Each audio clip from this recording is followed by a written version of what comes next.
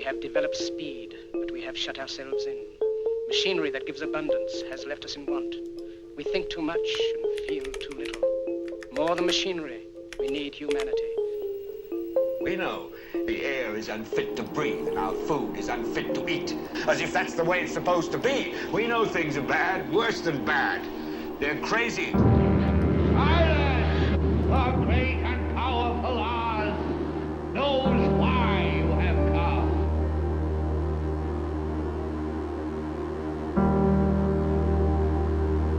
You've got to say, I'm a human being. God damn it! My life has value. You have meddled with the primal forces of nature.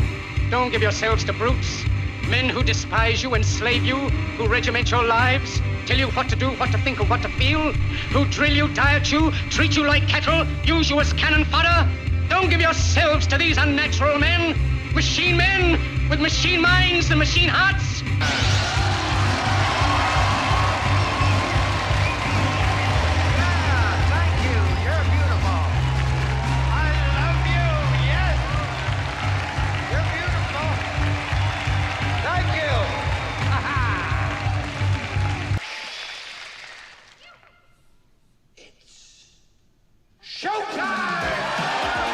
It's time to buckle up for Making Sense of the Madness. And who loves you? And who do you love? Hey everybody, Jason Bermas here, and it is time for yet another, you guessed it, banned YouTube video archive vid. And by the way, today is going to be a big one, and I mean a big one, because Whitney Webb has really been at the forefront of so many huge stories that the mainstream media has just continually tried to obfuscate, manipulate, and quite frankly, give a narrative that is simply not true. It is an establishment narrative in a post-truth world. And this video is actually from October 7th, 2020. So this is in the heart of the Operation Warp Speed propaganda machine. And look, this video holds up. Let me say it again. This video holds up. I'll say this. The quality's not the best. My audio sucks. I mean, you know how I get when we've got technical issues. We had some technical issues yesterday. Nothing makes me more angry. So you're going to have to put up with some choppy Jason Bermas audio. But at the same time, okay, as this is a watch-along, read the whole thing, if we get 10 super chats on this watch-along, okay, on this replay, we're going to reach out to Whitney Webb, and we are going to get her back on the show. Yes, we've been doing videos via the Independent Media Alliance. She's constantly in demand, so it is not the easiest thing to do to get Whitney, but I'll say this. You guys came through via the Super Chats on the James Corbett Post-Truth World video that we recently replayed. And guess what, guys? Guess what? Hey, James Corbett's on the show tomorrow. So I know if you're actually watching this live and you are a fan of the Corbett Report, you're going to be tuning in. I believe we're going to be doing that at 5:15 Eastern time tomorrow with James Corbett. So I want to thank everybody that made that possible, that did contribute via the Super Chat. Maybe you want to do it again today. Maybe you want Whitney Webb back on the broadcast. Until then, I do need you no matter what. Again, this is a banned YouTube archive video. The one we did yesterday, by the way, I appealed, and now it is back on YouTube. I've currently appealed this one. This one had 20,000 views, which for my channel is pretty big, and they took it down. I appealed that as well, so maybe the original will be back there. I do want to thank Holly Jackson once again for the 5 coffees yesterday. Folks, if you can support the broadcast, I need you now more than ever. $5, $10, $15. It absolutely means the world to me. It keeps this thing moving. It keeps me in the game, in alternative media. And then, of course, we have the PayPal down below as well. With that being said, let's just cut the Bermas and get into it with Whitney Webb, October 7th, 2020, from the banned YouTube video archive.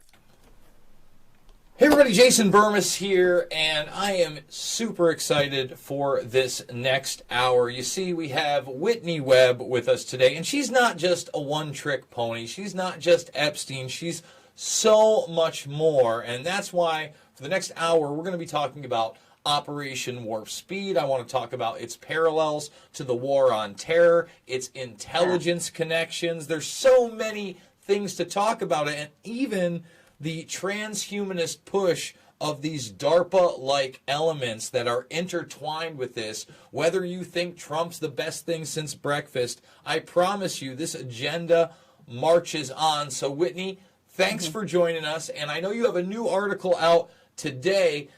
Briefly tell us what that's about, and then we're going to go over everything Operation Warp Speed. I want to get your take on Tony Atlas, this election that's coming up in less than 25 days, but really focus on, again, so many of these parallels from this ANSER group. I guess the acronym is ANSWER, that just magically predicted the new Pearl Harbor event and things like Homeland Security, and comes into fruition at the same time of the In-Q-Tel investments and Google becoming a Leviathan, and all of these things that don't seem much like a coincidence to me. So tell us about this new article, Whitney.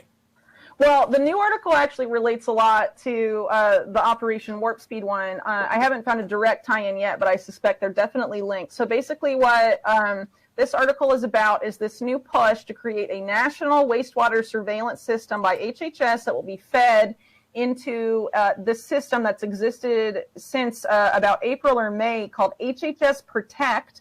It is the data warehouse where all of the COVID-19 patient data in the country is being housed, and it's being run by Palantir. And it has been insanely undercovered when you consider the fact that Palantir was set up by Peter Thiel, but also by the CIA's In-Q-Tel. And for the first 3 years of its existence, its only client was the CIA. Okay? And it was essentially created to be the successor to Gilead. Yes, Gilead, the company set up by Christine Maxwell, Ghislaine Maxwell's sister, to handle all the War on Terror data. She was contacted to set up that company by the active duty Chief Information Officer of the CIA, Alan Wade. Alan Wade was also involved in the Total Information Awareness Program after 9/11, and also in advising and guiding Palantir's product development. Right? So, you know, a direct line between that to Palantir, and now Palantir is basically housing all of this data. At HHS Protect, no one except for people at the White House Coronavirus Task Force and a handful of other people even have access to it. It's being hidden from even local public health officials, and it's being used to determine tons of things. And also now, as I report here, it's being used to predict COVID-19 outbreaks at the local and community level in the U.S. before symptoms even emerge, up to weeks before there is even a coronavirus outbreak. They're going to detect it in the sewage using a smart sewer system that they plan to have operational in 42 states by the end of the year. And the company that is going to be building this is a spinoff of MIT's Sensible City Labs, which is basically an R&D system to create smart cities. And so basically what they are doing is that I would argue this is the beginning of a nationwide push under the guise of coronavirus to create a national smart city network, but they're going to do it underground in the sewers, so you won't see it. But it's the beginning of what is going to be a much larger push, because we know that in some places in the country, like New York State, for example, their governor announced that they're going to be building at least 5 smart cities next year. Not only announced it, not only announced it, Whitney, but brought our good friend Eric Schmidt on air at one of his press conferences via Zoom. Very hip and trendy thing to do to promote this idea, as you have Michael Bloomberg, another billionaire, in charge of the Track Trace database force. And guess what? They're going to start doing randomized testing in New York State for anybody that wants to go to school, because it's a choice now. Because, you know, it's a choice. And even in my small town I just escaped from, they actually put into effect the fining of not wearing a mask in the streets, despite the fact we had an outbreak of over 863 confirmed, of 14,000, 0 hospitalizations, and we now have the data on all those college outbreaks.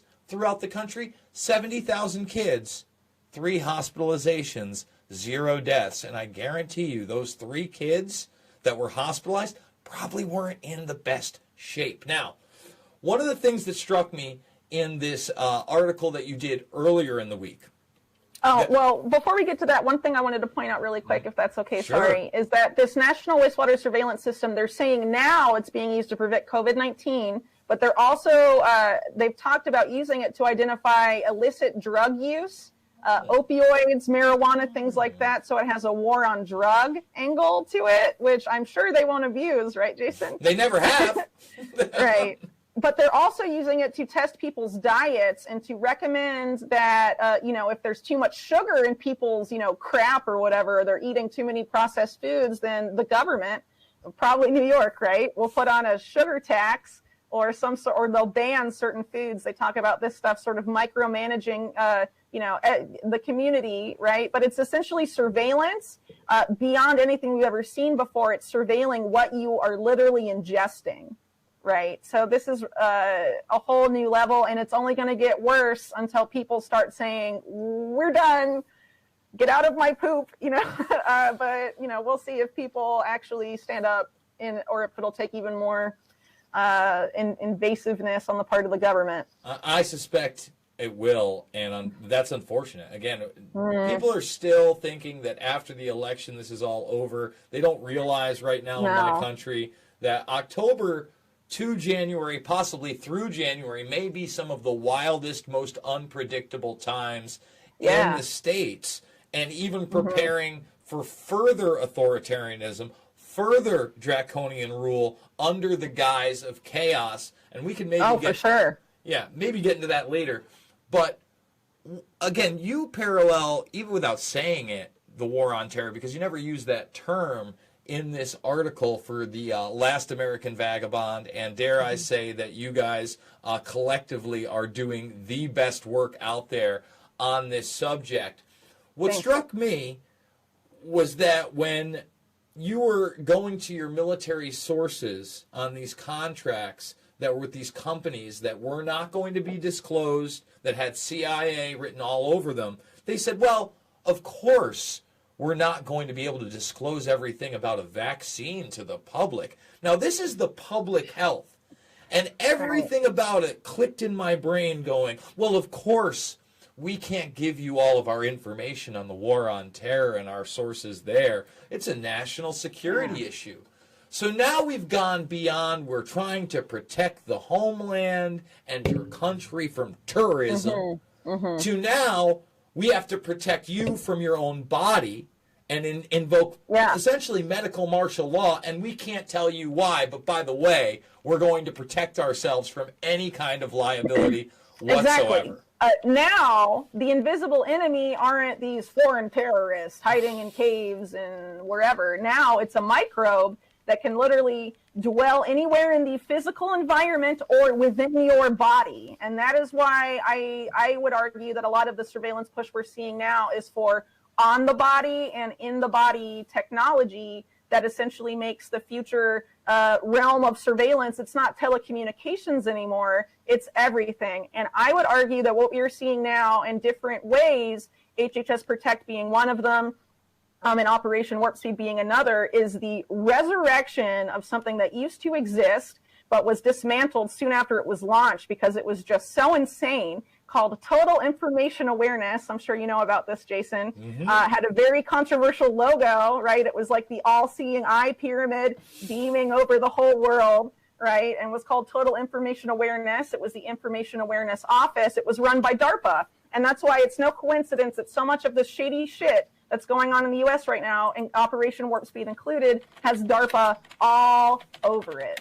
So what was TIA, Total Information Awareness? It was all about predictive policing of terrorism. And that is why, but it was also, it had a component called biosurveillance that was all about predicting both bioterror events and natural disease outbreaks, natural normal disease outbreaks, whatever, before they happen or as early as possible. And so much of that we have seen come back under the guise of combating COVID-19 I would really argue that they are trying to resurrect this system, because after 9/11, they tried to get this thing going, TIA going in like 2003. By then, a lot of the fear had worn off from 9/11. There was controversy over the Iraq invasion, and people were starting to be skeptical and question the government's motives, right? And so it didn't actually go according to plan, and they had to dismantle it. They covertly sent some of those programs off to the NSA and different intelligence agencies and kept it under wraps. But now we're seeing a push to make it public again,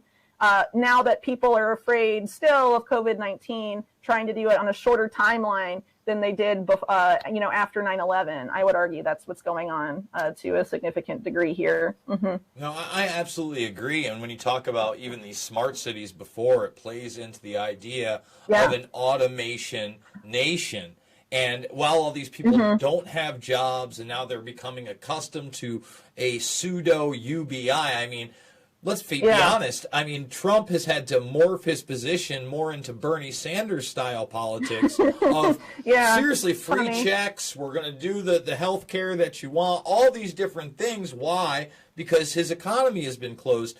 So before we delve further into the article and we talk about really where this is going, because that's what you're talking about in this, and it is medical martial law, it's wearable devices, it's implantable devices, all these things. I want to get your take on the possible differences between these administrations, because the outward ones, I mean, other than Joe Biden being senile and an establishment puppet and tool for 30 plus years, the fact that he's saying mandatory masks, it's going to be a mandatory vaccine after the fact if they get in. And the press, at least the mainstream press, there is not a headline out there, there is not an excerpt out there where Tony Atlas twice said this will not be a mandatory vaccine under the Trump administration. Well, it won't be mandatory, of course. What are your thoughts? Do you think that going forward, because Trump has kind of flip-flopped and tried to go along with these mainline narratives, that's just a farce? Maybe first it won't be mandatory, but even if he gets in? I think he's flip-flopping to not lose his base entirely. If he ever went out and said mandatory vaccines, he would lose a significant number of his base, period, definitely. So I think I don't really think it matters, though, in my opinion, what they're saying publicly. I think a lot of it has to do with Operation Warp Speed, which is all about this very secretive, essentially entirely classified program to develop and distribute a vaccine allegedly to every American by January 2021. Biden said he'd continue Operation Warp Speed if he wins the election. So regardless of who wins the election, you're getting Operation Warp Speed either way. And this is really critical because Operation Warp Speed, even mainstream media admits now, is not what it's not what they told us it was when they set it up. It is a military operation, period. The organizational chart came out essentially the day of the debate, the first presidential debate. So no one paid attention to it. It showed that 60 of the 90 officials in charge of that are military with no previous experience in healthcare or in developing vaccines. And the two people that are in charge of the vaccines, one is Moncef Slaoui, who's the civilian head of this whole thing. Moncef Slaoui used to work for GlaxoSmithKline. He is literally obsessed with what he calls bioelectronic medicine and neural implants that hack the nervous system and all of this stuff. I mean, he's nuts. But the guy below him, that's the go-to vaccine coordinator for Operation Warp Speed, is even crazier. He's a former program manager at DARPA's Biological Technologies Office. His name is Matt Hepburn. He is the guy that literally developed and still oversees DARPA's investment in the Profusa implantable chip that they are going to approve the same time that Operation Warp Speed goes live, January 2021. That's supposed to be involved, allow people to monitor what goes on inside the human body. And this is very disturbing when we consider that Operation Warp Speed just disclosed that everyone that gets the vaccine is going to be part of this pharmacovigilance network where they are going to monitor what happens to you after you get the vaccine up to 24 months later, 2 years later. And how are they going to do that? Well, it's interesting. The Profusa chip lasts for 2 years and works for 2 years in the human body. It's almost like they set it up because the guy that literally made that thing is the go-to coordinator for the vaccine for Operation Warp Speed. And there's just so many levels of crazy to this. First of all, Operation Warp Speed, there's no reason for the insane level of secrecy, and there's no reason for the insane level of military involvement, because it's supposed to be developing a medical countermeasure, right, during peacetime, funded by American taxpayers for American taxpayers. There's no reason to keep this secret from everyone. It's even being hidden from the FDA. FDA officials are being barred from Operation Warp Speed meetings. When the FDA was approached by mainstream media, they said they couldn't even describe the organization of Operation Warp Speed, or when the leadership of Operation Warp Speed met and what they talked about. Matt Hepburn spoke to a majorly important CDC panel and refused to answer most of their questions straight up. He just was like, I don't have to tell you anything. Well, that's insane. It is insane. And I want to go back to specifically talking about this being a military program, just so people understand. When she says 60 out of the 90 people working there are military, they're specifically Department of Defense. And when we talk about the parallels of DARPA and this transhumanist movement, isn't it convenient that you have Elon Musk putting out his brain chip that has a robot that you're going to just sit in, and the robot's going to put the little brain chip. It's like getting an earring. You're in and out the same day. Whatever. So while this is commercially being distributed, other what seem like less invasive measures of these chips that are going to monitor your heart rate, your cholesterol. DARPA is doing that right now. They have a program called N3 that is non-invasive neural stimulation devices that can read and write into the human brain without surgery. They've been developing that for like 3 years. I mean, this is the stuff DARPA does, and they don't have any oversight.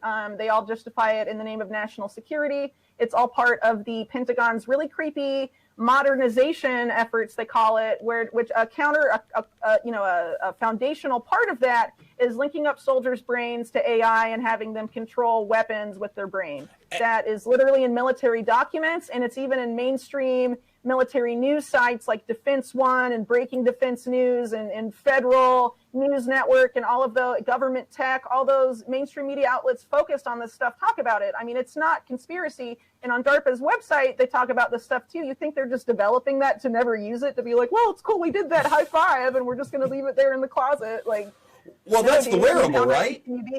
Well, let's talk about that for a second, because I've covered it. So I've talked about how soldiers, number one, human brain interfaces, as they call them, don't have to be chips. And that's the scary part, because they want to push something that's already in your brain and you can't take it off. You can't get rid of it, right? But already with this read-write access, you have soldiers now for years controlling drones.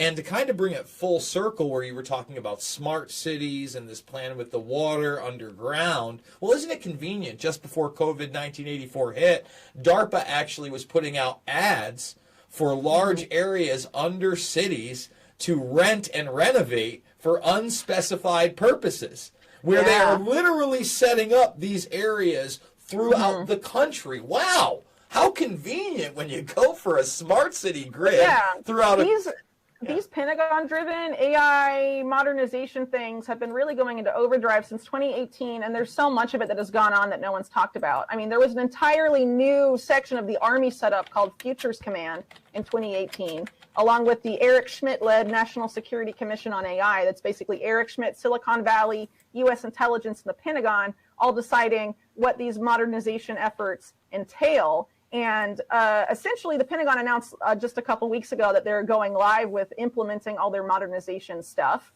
which includes all this transhumanist bullshit, at something called Project Convergence that started last month. And they are just going to keep going. And if you think they're going to put this shit to a vote and ask people's opinion, do you approve of us hooking soldiers' brains up to machines? Do you approve of us of using AI to target who lives and who dies? They know people will say no, so they're not going to ask you. They're just going to do it, and they don't care about your opinion, right? So that's why I would argue a lot of this chaos that we're going to be seeing in a couple months that they're telling you is coming for the election and all of that, they want chaos to reach its maximum level, because the more chaos there is, the greater they can clamp down to restore order. And that's what all of this is about, because the more chaos there is and the more desperate people become by a situation they manufacture, the more they can restore order however they want. And if that involves mandatory anything, or you have to wear this, or this has to be injected into you, you will not have a say about it. That's how they're trying to set this up. And the best thing we can do is to show people what they are planning in advance and what they have been telling us all year is going to happen before it happens. So when that shit goes live, people can know what's actually up. You know, I've been reporting since January about this whole election chaos thing long before it was obvious, you know, and palpable like it is now, that like, okay, yeah, the election's going to be a total shit show. And between November and Inauguration Day in January, it's going to be total madness. This was being gamed out by Israeli intelligence and U.S. intelligence last year, Cyber Reason, which is also tied up with SoftBank and a lot of these other like Internet of Things companies and all of this stuff predicting terror attacks through cyber means, the power grid going down and all this stuff on election day. You know, they've been doing this all year, really. And then you have the Transition Integrity Project with all the PNAC neocons and then a bunch of Obama administration guys coming together to game out how to create that scenario regardless, that chaotic scenario, regardless of whether Trump wins or Biden wins, it's going to happen, right, is essentially what they're telling you. So, I mean, you know, we need to be prepared for what's coming, and we need to stop believing that, you know, the U.S. presidential debate last week was actually anything other than political theater, or the vice president debate that was last night was anything other than political theater. I mean, there is bigger stuff going on, and no person you could potentially vote in on November 3rd is going to fix this shit. You know, we are the saviors that we have been waiting for. It's time to stop, you know, waiting for a political savior to be voted into office and magically fix everything from the Oval Office. You know, time to take some responsibility for what's going on and, you know, join up with the, you know, like-minded people and get local. I mean, that's really the only way we can beat this. We have to decentralize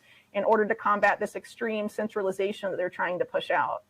And I think that's key, because if you're looking to a federal approach, or if you're looking to the president to solve things, well, we're locked down throughout a lot of this country in major states right now in October, where the death rates are plummeting, or have plummeted. I mean, they've been plummeting for months and months and months. The infection rates are a joke because there are no hospitalizations. Therapeutics are just talked about just like that, therapeutics, as though they don't work and they're not a cure at all. And Nancy Pelosi, even earlier today, said that they would be looking at the 25th Amendment to remove Trump because he's on steroid treatment. Well, again, if you've been watching me since March, I said, well, the studies are out there that vitamin D and vitamin C with steroid treatments that are injectables or nebulized seem to be working. This is in March. I'm not that fucking smart. I know how to read at a 4th grade level. That's about it. And I knew this stuff. And now they're flipping it around, that they're saying, well, dextromethasone affects your brain chemistry and it gives you these megalomaniacal tendencies. Well, no shit. Everybody knows that if you hit anybody with steroids... Joe Biden's on, though, to be able to stand up straight. I think he's on everything. They got him TRT'd up 4 times a day to keep him awake for 12 hours. Are you kidding me? Like, give me a break. Oh, man. But the thing is that you have that, and we live in this upside-down world where you're not allowed to talk about health, right? The most I've seen about health and COVID in this crazy world that I live in is when I watch a commercial for the non-vaping truth ads. Remember those truth trendy ones for the smoking? Well, now they're vapes. And it's this trendy black doctor saying, well, with your lungs, they're not sure that COVID could get there, but your best defense is a good immune system. Only fucking guy I've ever seen say it.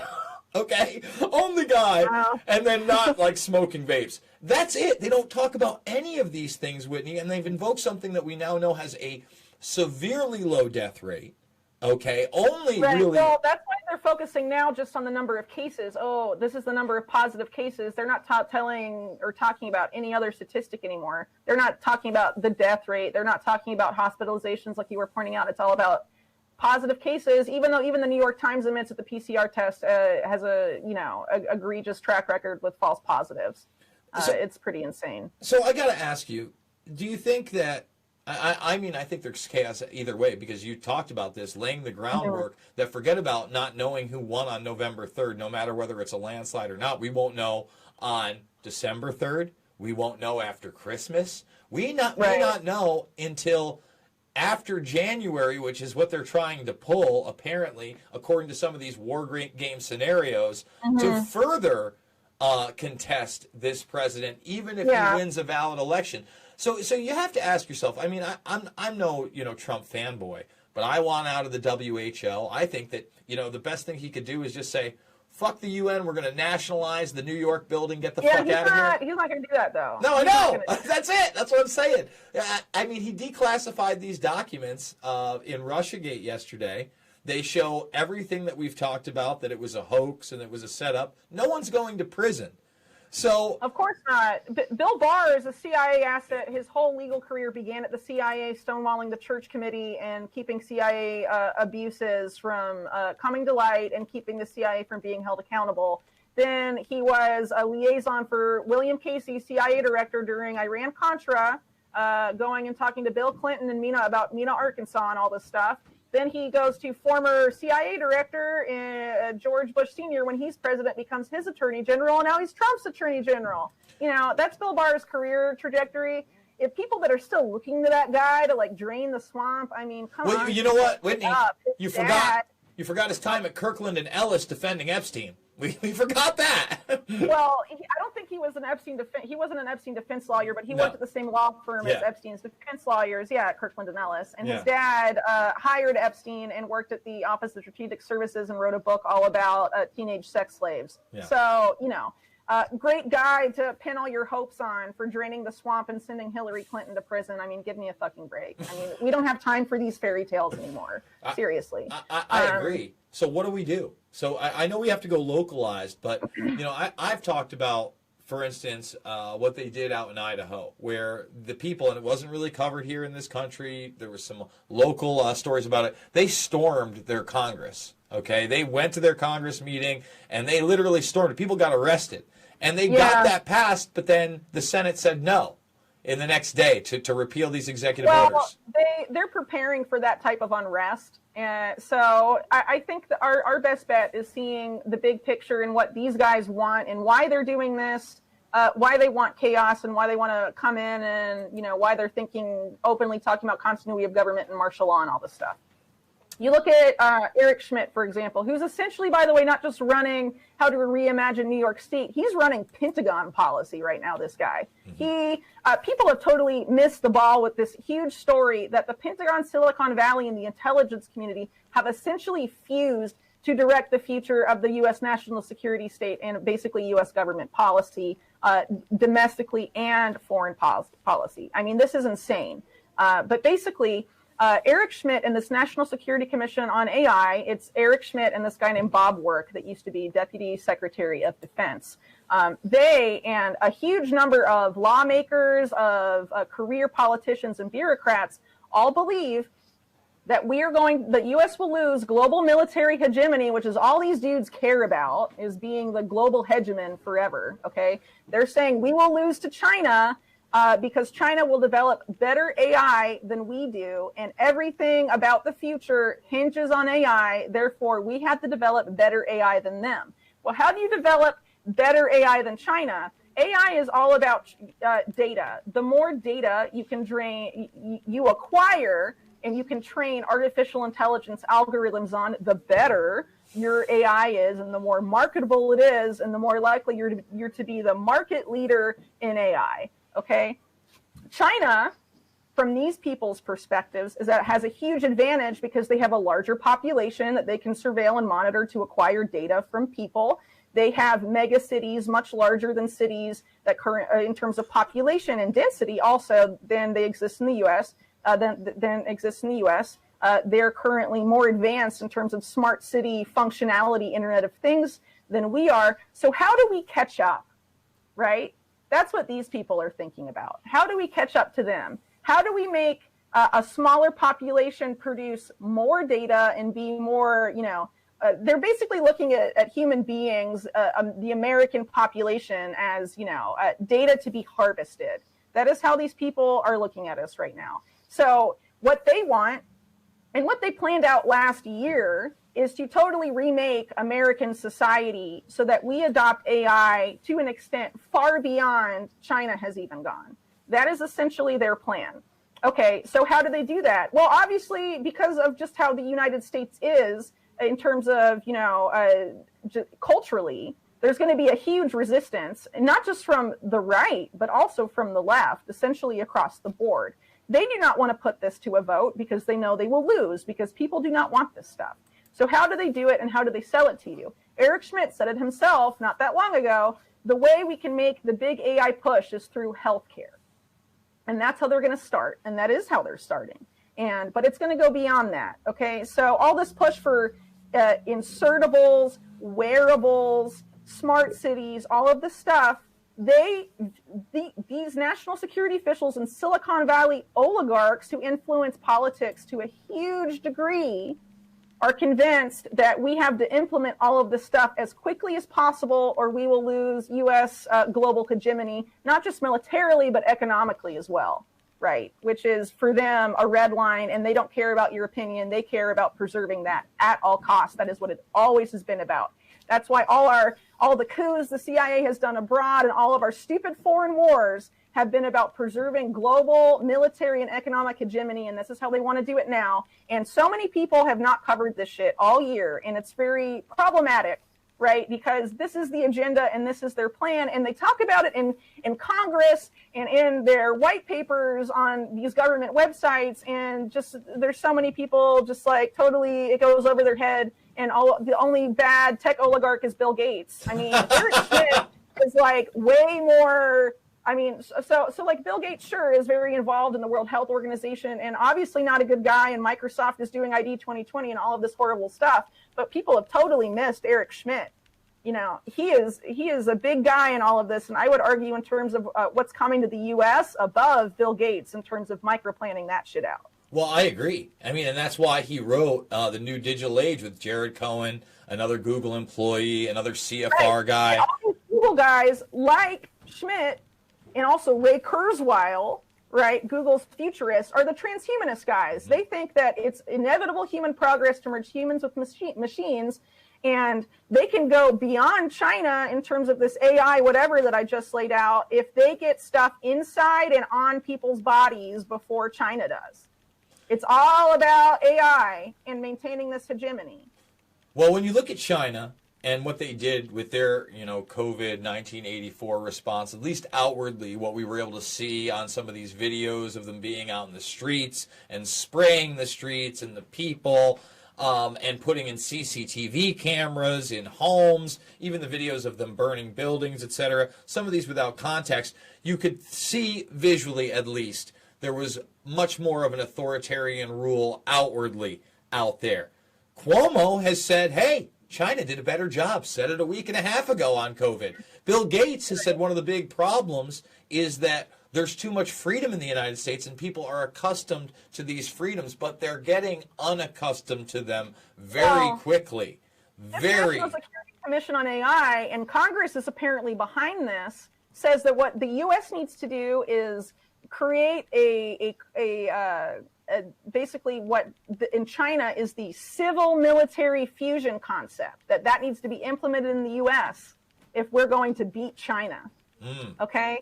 So civil military fusion, that sounds like a military dictatorship to me. I don't know about you. And then we have all of these election scenarios being planned out for chaos that there's no president-elect on January 20th, and then the military has to step in. Oh, this is all very convenient for these other agendas going on behind the scenes. And meanwhile, they're basically deputizing and legitimizing enforcement officials that have no law enforcement background, from the COVID 1984 track trace database forces out there to Cuomo's new task forces that are saying no to religious gatherings and no to bars and businesses, and now you're a deputy, you're the new brown shirt. All of this is very real. It's not coming to fruition. It is now here. We've only got about 20 minutes or so left, and I think it would do the audience a disservice if we didn't talk about ANSER, because they are such a huge part of this article. And I got to admit, I had no idea about this group, and for them to, be from the starting point of Homeland Security and the War on Terror, kind of predating that a little bit, predicting that, and then getting all these contracts all the way up until 2016, where Rand you know, a more traditional military industrial complex company comes in and kind of usurps them. I'd love you to get your take on that and let people know about these white papers, what they were involved in, and why they're so important. Okay, yeah, but right before I get into that, just to go off on my last point, because we were talking about solutions and I didn't quite get there. So, you know, decentralization is a good solution to increase centralization, but if this is all about harvesting your data, what you need to do to stop this, what you can do to help stop this, is starve these people of your data. Don't buy into all this stuff and these wearables and these tech devices are trying to sell you that are designed to harvest your data and use it to feed AI. Okay, so anyway, with that being said, I'm going to move on to this article, right? Well, you know, everyone that talks about this stuff, you know, you, me, Ryan, a lot of other people, you know, get criticized because it's like, oh, we're not talking enough about solutions, right? And we're no, just, you're like, right. And here I am with my smartwatch on, but I got to tell you, like, when I got the smart, like, well, you know, I use it, Whitney. I take off all the health things. I realize it's still going to get my pulse and all that other stuff. But when I'm driving in my car, I don't have to go to my phone if I get a text message. I can hit OK, or if I'm in the middle of something, like say we're doing this interview, instead of me being, listen, I like you, Jason, but I don't approve of that. I'm still, I admit, we're all hypocrites on some level. I just got to come clean like that. Like, it's the same thing with the president's election. I am disgusted with what's going on with Assange and a million other things, Syria, Israeli policy. I could go on. But when it comes down to one issue of mandatory masks and vaccines, I'm voting fucking Trump. I'm not proud of it. I'm not wearing it as a red badge of honor. I'm just frustrated. I mean, that's fine, but my point is the vaccine is coming regardless of who wins. I get it. That's what Operation Warp Speed is about. All right, so we talked a little bit about how this is super secretive and all this stuff. What I write about in this particular article is about how the vaccine contracts for Operation Warp Speed have intentionally been awarded in a way that not only exempts them from Freedom of Information Act requests and public scrutiny, but also exempt them from federal safety regulations and other laws that are in government and taxpayer interests. Okay, that's from the Congressional Research Service. I didn't just make that up. Okay, so how is this done? These contracts were awarded through something called OTAs, or other transaction agreements, which means that instead of HHS or the DoD, which are the two agencies in Operation Warp Speed, instead of them awarding the vaccine contracts directly, it was awarded through what they call a non-government intermediary. And that non-government intermediary is called Advanced Technology International. They do a bunch of really shady stuff, very little of it focused on healthcare or vaccines. It's mostly focused on things like the Border Security Technology Consortium that is all about creating a crazy surveillance panopticon on the U.S.-Mexico border that you may have heard about, with companies like Elbit Systems and Endurial, which is backed by Peter Thiel of Palantir also, things like that. But what's important about Advanced Technology International is that they were acquired several years ago by Answer, the Analytic Services, Inc., that you mentioned a little bit ago, Jason, and they are very important for war on terror purposes. So they were a spinoff of Rand Corporation that was created around the 1950s, but they weren't a huge player in government to the extent they later became until 1998, when the lady that became their CEO and president took over, named Ruth David. Ruth David, before she joined Answer, was deputy director of the CIA for Science and Technology. As soon as she takes over, not long after anyway, in 1999, they create something called the Institute of Homeland Security that was all about prepping, the U.S. government to move into this huge push for homeland defense that came courtesy of former CIA officials that were involved in the National Defense Panel under Clinton in 1997 that essentially coined that term and started this whole thing, including Richard Armitage, who later became a State Department official in the George W. Bush administration and was part of the Vulcans advising George W. Bush and, before 9/11 and all of that stuff. So a lot of people know that the Project for a New American Century, for example, warned that there needed to be a new Pearl Harbor. Well, in May 2001, Answer also talked about the new Pearl Harbor and what it would be like, and talked about firefighters dying and all of this stuff, and it was going to be an attack on U.S. soil, and it was going to be by foreign terrorists, and all this like very predictive stuff went down. But they also co-sponsored something called Dark Winter, which happened in June 2001. And if you've been following my work this year, you probably know a lot about Dark Winter because I've written about it extensively. It essentially was a wargaming simulation that predicted the anthrax attacks before it happened, and several participants in Dark Winter had clear foreknowledge the anthrax attacks were going to happen before they happened. Like Jerome Hauer, for example, who was in charge of, among other things, head of Kroll Associates security management of the World Trade Center complex on the day of 9/11, and was involved in getting John O'Neill set up to die in those attacks also. That was Jerome Hauer personally. But right after 9/11, he starts telling people to take ciprofloxacin, which is an antibiotic that prevents anthrax infection. And Dick Cheney's whole office was on that not long after 9/11. And right after, Dick Cheney was personally briefed in the aftermath of 9/11 by the co-authors of Dark Winter itself, including ANSWER's director of its Institute of Homeland Security, Randy Larson, and also people like Tara O'Toole and Thomas Inglesby, who are the Johns Hopkins Center for Health Security, or that's what it's called now, who did Event 201 and Cladex and all of these other things. Also, they did Dark Winter. The other half of Dark Winter are these ANSWER guys that are the parent company of these Operation Warp Speed contracts that no one knows anything about. They're all secret.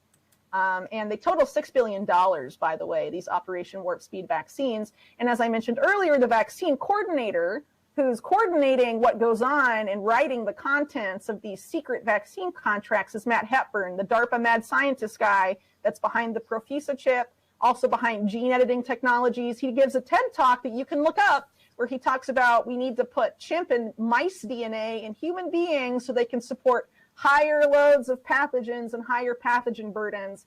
And that way we can eliminate disease and all of this stuff. He makes it sound very utopian, but he's a nutter. So that's essentially what's going on here. And the fact that you have ANSWER, which was run forever by this like former deputy director for science and technology at the CIA, involved with this foreknowledge of 9/11 and the 2001 anthrax attacks, and also intimately involved in every basically research and development program that DHS developed from its inception until 2016 when they lost that contract to run its think tank. They were developing all. DHS only has two of those like R&D centers. One's run by the MITRE Corporation. The other one was run by ANSWER. And the Institute for Homeland Security that they set up in 1999 was the first think tank that was officially set up under DHS, and DHS claimed that they went through this extensive bidding process and eventually chose ANSWER to management, even though ANSWER like set it up and funded it and it existed years before. But I guess they just don't expect anyone to challenge them on things like that. But it's pretty absurd. But anyway, they were in charge of that stuff for a long time, and then they lose that contract. They buy Advanced Technology International, and now that is exactly who is getting the intermediary behind all these secret vaccine contracts. These contracts, HHS says they have no records of them. The half of Operation Warp Speed, the Department of Health and Human Services, the civilian side, the non-military side of this operation supposedly, has no records of the vaccine contracts. The DoD would not respond for comment to say if they had it, right? But as I mentioned earlier, the Department of Defense is basically running this entire operation. If you go to this mainstream media website called Stat News, they released the organizational chart of Operation Warp Speed. It's color-coded. It's almost entirely military.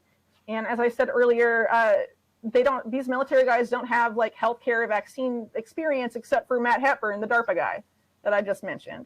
So, I mean, this is totally insane that they have no records. And ATI claimed that they didn't know that these contracts were part of Operation Warp Speed. They said that fact was invisible to them. Oh. So someone's lying. I mean, there is like obviously legit, super shady stuff going on here. And I mean, even mainstream media should be like, hey, this is a great way to criticize Trump. Why aren't they criticizing Trump? Oh, maybe it's because Biden said he'd continue this shit. Well, let's talk about that, because it's so obvious that they are choosing and picking how to criticize Trump about this vaccination program. Right. It's not that the vaccination program itself is bad. It's that now, for the first time ever, every channel's asking about the efficacy, whether it's going to be effective or safe. But if for some reason Biden gets in... Well, here's the other thing about warp speed, though. The clinical trials, how they're designed, what they're testing, what the models are they're using, also all secret. No one knows how those trials are being run. No one has access to them outside of Operation Warp Speed. And as I mentioned earlier, FDA officials who are supposed to issue the emergency use authorization, all of this hinges on anyway, are being barred from Operation Warp Speed meetings. They don't even know how the thing's organized, and they don't have any insight to the clinical trials being conducted as part of this. And what's crazy is that if you get the vaccine through Operation Warp Speed, become the guinea pig, because in the guidance they released just 2 weeks ago, they say that everyone that gets it will be part of this pharmacovigilance monitoring for 24 months to determine side effects that didn't appear in the clinical trials. But you can design clinical trials to intentionally avoid the appearance of side effects, right? And because this is being done in a short timeline, this vaccine development, the safety trials at best are going to last maybe a couple months, not years. They're planning to monitor you for 2 years if you get this, to see what happens to you. Yeah, these secret vaccines developed in secret trials. And it's very easy to game clinical trials to avoid these side effects. Like I was saying, if you look at what Monsanto did with glyphosate or Roundup, they intentionally stopped the trials right at the time when tumors started to appear in mice, which showed that Roundup was carcinogenic, which is something we all know now, right? And Monsanto knew that whole time, but they designed every clinical trial to intentionally avoid the cancer revealing itself in clinical trials so they could ram that through and sell it in mass. So, I mean, you exempt companies like that, like Johnson & Johnson is one of the vaccine companies with these secret contracts. They had asbestos in their baby powder for decades and knew and kept selling it, and we're exempting them from federal safety regulations for a vaccine that the military is going to distribute door to door in the U.S.? I mean, and we're supposed to be like, yay, Trump for setting this up? Seriously? I'm with you 1,000%. If we actually had an honest president, we would say, look, these are the therapeutics you can take. This is the actual data. These are the infection rates. It is airborne. Your mask's probably not going to work. We can't do this. We're not going to just test random people. We're not going to worry about asymptomatic people. But to kind of bring this full circle, because we talked about it in the very beginning, the fact that, again, this enemy is invisible. There are so many parallels with the war on terror. This is being pushed into this automation nation transhumanist agenda. You mentioned Kurzweil and Google. For those that don't know, Kurzweil's the guy that brought you the idea of the singularity. And why does he work at Google? He's trying to end death. That is his job for the last 10 years, is figure out how human beings can live forever. That is the definition. He's talking about resurrecting his dead father 20 years ago in books, converting himself and everybody else into a being of light that can travel the multiverse or whatever the fuck you believe in. If that's not transhumanism, I don't know what is. And if you think a guy like that... He's talking about doing all of that with technological means, right? So merging humans with machines to be able to do that. The way you phrased it, some people might construe it as like new age, whatever. No, Kurzweil's not talking about that. He's talking about upload your brain to the cloud. I mean, he's talking about not only uploading the brain to a cloud, but using his memories of his dad and any kind of trace data. And remember, in this track trace database society, there's going to be way more trace data on all of us. There already is through the magic box. But through all that data, recreating a human being. And to me, they've done that in this campaign. They had an anti-Trump campaign that was the parents of I forget what. Yes, I saw it. But they recreated their dead kid.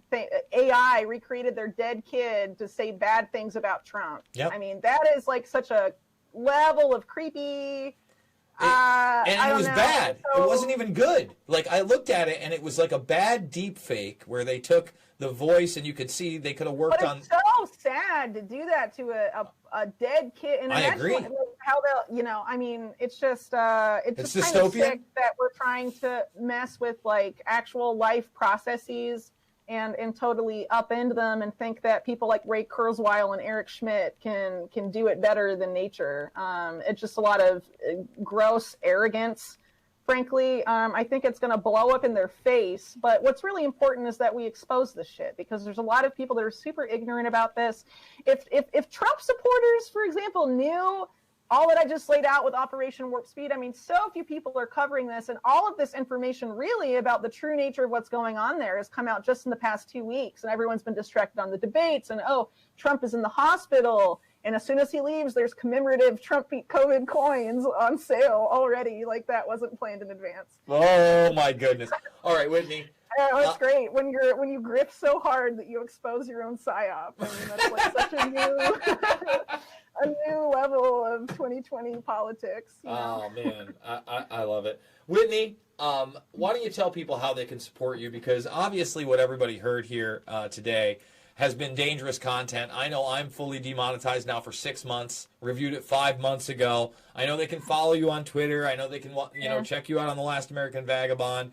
We're probably in the next round of just total censorship. For sure. And that's coming before the election, probably. Last September, Microsoft, Google, Facebook, and Twitter all met with U.S. intelligence, DHS, to talk about how to protect public discourse ahead of the 2020 election. They will deplatform you. They just deplatformed QAnon. I don't like QAnon. I think it's an intelligence psyop, okay? But that's going to be used to justify any sort of conspiracy theorist is going to be taken off with that as precedent. It's only a matter of time.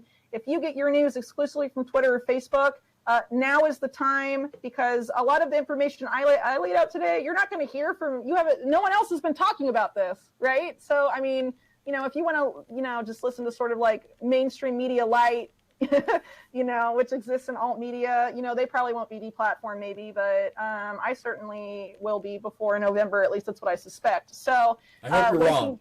Very much hope you're wrong. Hey, well, I mean, I won't complain with having an extended break from Twitter. It's kind of toxic on and off, so, I try to stay out of the troll convos. I know it's tough because I get hit. Yeah. As soon as I'm like hit and I realize the person isn't genuine or they're anonymous or the account's like from 3 months ago and they've got probably another sock account, I either block it or stop. I try to stay out of the baby mama drama. My trolls are so pathetic, though. They say stuff like, Whitney's protecting the Israel lobby. Like, I haven't, reported extensively about Epstein in Israel or about the CTI League, which is Unit 8200. I've been reporting on, Israeli intelligence stuff all year, and I do one story about the CIA, and people are like, you're protecting the Israel lobby. Oh, my God. God. Come on, dude. Well, that's the thing. Worst trolls ever. Up your game, losers. I'm not even impressed with your bullshit. I'm over it. I used to, back in message board days, even before social media, that's where it was really I was in there and I'm on it. And I'm like, what the fuck am I doing? I'm spending fucking 2 hours defending my point to some anonymous stranger that 4 other people are watching. Honestly, most of these trolls, Jason, are there to distract people like you and me from doing the work that we do. And that is how I'm looking at it. So if you're out to troll me, I'm not going to be paying much attention to you because I got shit to expose while I'm still on the platforms. Anyway. You can follow my work. I have a Patreon. You can sign up there. I give early access to a lot of my articles to patrons only. I also have a podcast and audio versions of my articles go up on my Rockfin channel. But the best way is to go to my website, unlimitedhangout.com. You scroll to the bottom. You can sign up for my mailing list. The Last American Vagabond also has a mailing list. Goes straight to your inbox when we post new stuff. So that is probably a good way to keep in touch with me after the imminent deplatforming. I also have a Mastodon and a Gab and that stuff, but I really doubt it's going to be mass adopted like people expect. When the deplatforming happens, it hasn't happened yet. It probably won't happen. So if you like reading my stuff, mailing list. And I love Rockfin. Guys, so that's a great thing. If you support me or Whitney on Rockfin, you get all the premium content. When I get back from New York with my car, what I'm going to start doing on Rockfin is Monday through Friday from 11 a.m. to 1 p.m. Eastern. I'm going to do 2 hours straight, exclusively there for free. So you can sign up with the free account. You're going to get it free. Then afterwards, I'll do the Jimmy Dore model. I'll make the whole thing premium. I'll cut up 5 or 6 videos, release those on YouTube, but if you want the whole thing, you're a premium member. And what I like about Rockfin is it actually has, it's not Minds, it's not Gab, it's got a monetary aspect that could possibly keep us going as independent journalists. Yeah, that's definitely true. I mean, that's why I signed up for it in addition with the Patreon, because it's a really good way, because Patreon might be going away too, guys. I mean, they're having major legal troubles. It's very possible they'll be bought out by Amazon. And what do you think will happen then? when Jeff Bezos gets his hands on it, I don't really have a lot of expectations. No, I'm with you. And even with my GoFundMe, I'm worried about it because of what they've done to Dan Dix and what they keep doing to so many others. Whitney Webb, your work is incredible. I enjoy our conversations every single time that we get together. Feel free to hit me up at any time you want to promote an article or there's something out there that you need to get out. Obviously, right I would be more than willing to have you on. I love your work, and keep it up. We're going to be following you closely, and let's do it sooner rather than later. Yeah, all right. Sounds good. Thanks, Jason. All right. Thank you so much. There she is, folks. Whitney Webb, incredible journalist. We love her here, and she's one of the very few people that's going to give you the straight dope on so many subjects, and she's always an incredible person to talk to about these subjects. So, there you go. By the way, after the election and after my coverage of January 6th, I was kicked off a GoFundMe. Patreon did kick a bunch of people off. And again, that video is from October 7th. It might have been like my first or second day actually in Iowa, now that I think about it. Certainly right around that first week, if you will, no doubt about it. It's been a long journey. And the truth of the matter is, I still can't do it without you. Unfortunately, we didn't hit the super chat goal, but I think I still might reach out to Whitney Webb. No guarantees on whether I'm going to be able to get her on in the near future. But we got some great guests coming up in the near future. Like I said, James Corbett will be here 5:15 Eastern Time tomorrow. A lot to talk about with James. We're going to be talking about artificial intelligence. We're going to be talking about this administration, Venezuela, and so much more. If you enjoy the broadcast, again, I can't do it without you. I was very, very fortunate before last year to have paid gigs via Patriot.tv, via TNT, aka Today's News Talk. That's all dried up. And I want to keep doing this. Man, I want to keep doing this. I want to keep bringing you people like Whitney Webb. By the way, we got David Icke coming up on January 6th, less than a month from now. Also just booked David Benner. I think I'm saying it might be Brenner. Which one? I think it's Benner. Hold on. Let me look it up. Yes, it is Benner. See, I want to say Brenner because that's the more common thing. But David's a great guy that I've come across via the Mario Knopfel spaces and that type of thing. So he's going to be on the broadcast that same day. Big guests coming.